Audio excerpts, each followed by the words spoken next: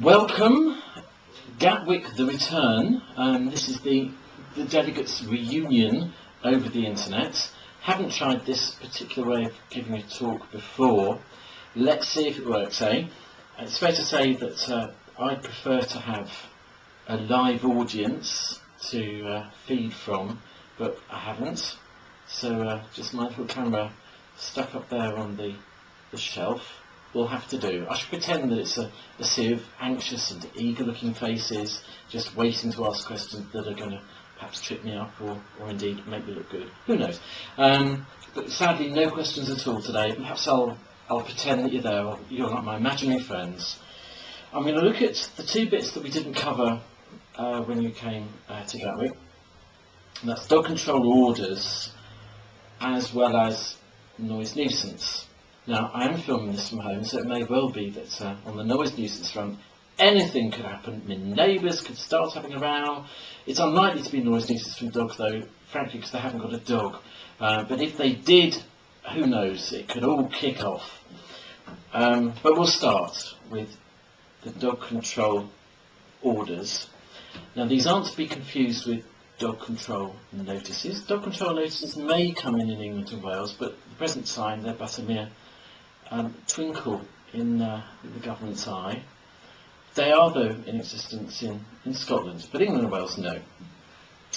Councils have been able to bring in dog control orders, we'll call them DCOs, since 6th of April 2006, and that's when Section 55 of the Clean Neighbours and Environment Act 2005 came into force. The process is described in the Dog Control Orders Procedures Regulations 2006, and it's also in the Dog Control Orders Prescribed Offences and Penalties Regulations 2006, and in the Environmental Offences Fixed Penalties Miscellaneous Provisions Regulations 2007. And our Welsh friends have their own regs as well, which allow them to create a slightly different penalty if they wish. But those statutes and statutory instruments are described in your handout. Dog control orders are made by local authorities, and they can be enforced both by authorised officers from local authorities as well as police community support officers. DCOs create 5 different types of offence.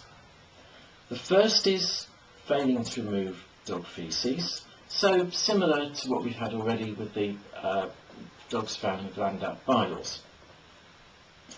The second type of offence is not keeping a dog on a lead where it's designated to be land, where a dog has to be kept on a lead. The third type I think is a particularly useful one, but at the moment it's not that often used by authorities, and that's not putting and keeping a dog on a lead when directed to do so by an authorised officer. So it deals with specific nuisance instances.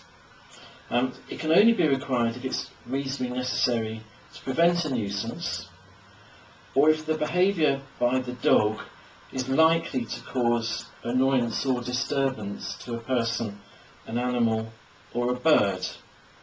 I think these kinds of dog control orders are a very useful part of your enforcement toolkit if you're from a local authority background. But at the moment I don't think this particular type is being particularly well used universally.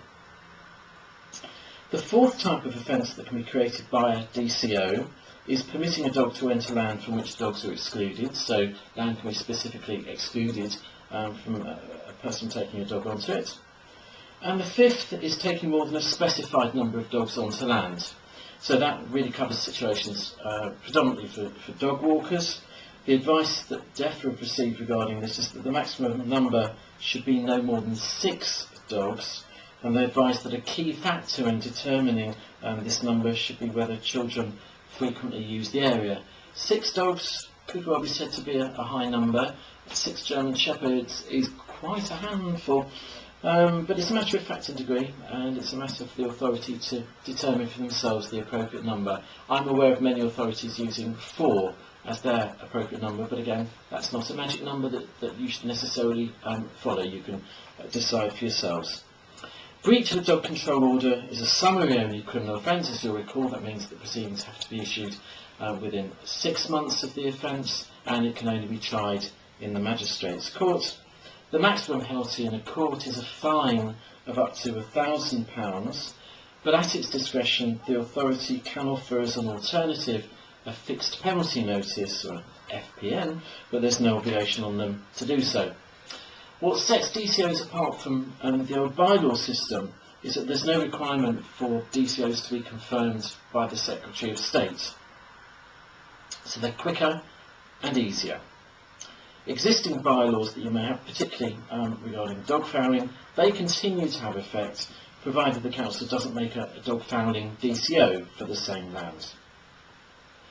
For a DCO to be made, it has to be in relation to land that has been designated by the authority, and this means that it can only be in relation to land that is open to the air on at least one side, and to which the public are entitled or permitted to have access with or without payment. Forestry Commission land is excluded from being the subject of any DCO, and an exclusion DCO can't be made in relation to a road or a footpath. And there are special consultation processes that have to be undertaken if it's access land under the Countryside and Rights of Way Act 2000.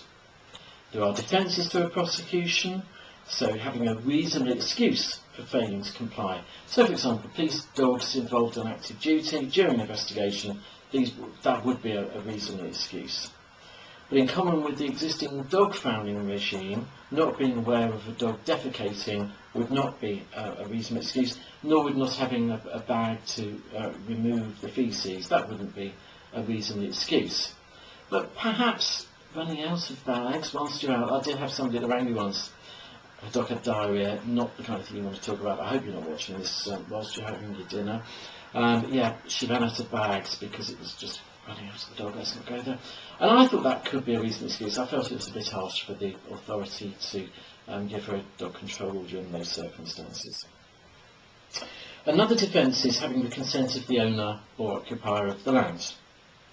There are exemptions to a dog control order, so an exclusion DCO doesn't apply to trained assistance dogs for somebody who has a mobility disability. Also doesn't apply for somebody who is registered blind, nor for somebody who is registered deaf. As to dog fouling DCOs, they don't apply to trained assistance dogs for somebody who has a mobility disability, nor do they apply to somebody who is registered blind. Full stop. So it does apply to somebody who is deaf. Now, none of these exemptions apply to the other DCOs, all of which have been made, and apply against anybody.